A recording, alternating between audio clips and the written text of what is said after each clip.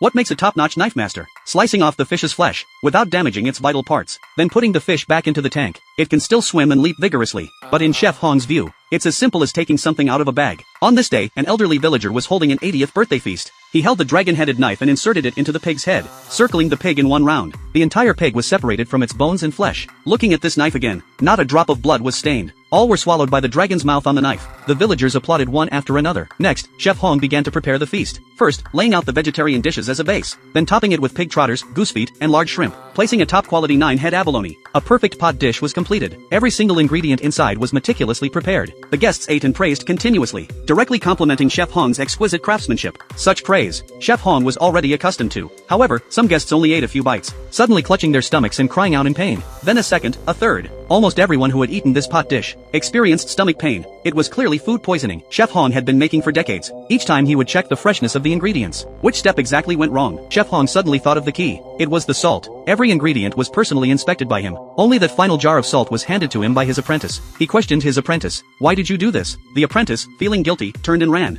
Chef Hong caught up and gave him a violent beating, but the village elder intervened and stopped him. Although the problem lay with the apprentice, Chef Hong could only be forced to admit this crime. He was driven out of the village and permanently expelled from the chef's circle. Not allowed to use the ancestral dragon-headed knife anymore. Chef Hong left his hometown and came to the city. When passing by a restaurant called Forsy's Delicacy, he went in and ordered a dish of boiled cabbage. He asked for the bill and left. The boss was very puzzled, asking if there was a problem with the dish. Chef Hong stated bluntly, this dish was extremely unappetizing. The restaurant owner didn't quite understand. Where exactly was the problem? Chef Hong explained the process and method of this dish, and said any restaurant could make it. This dish had already been lost. Originally, Chef Hong was simply tasting the food, but was mistaken by the head chef as someone looking for trouble. Since your understanding of gourmet food is so high, why not come and compete with me? If you don't dare, then finish eating this boiled cabbage. This kind of provocation made Chef Hong very riled up. The head chef was delighted. He made a bet with Chef Hong. If he lost, he would immediately leave the restaurant. If Chef Hong lost, he would stay at the restaurant as a dishwasher for a year.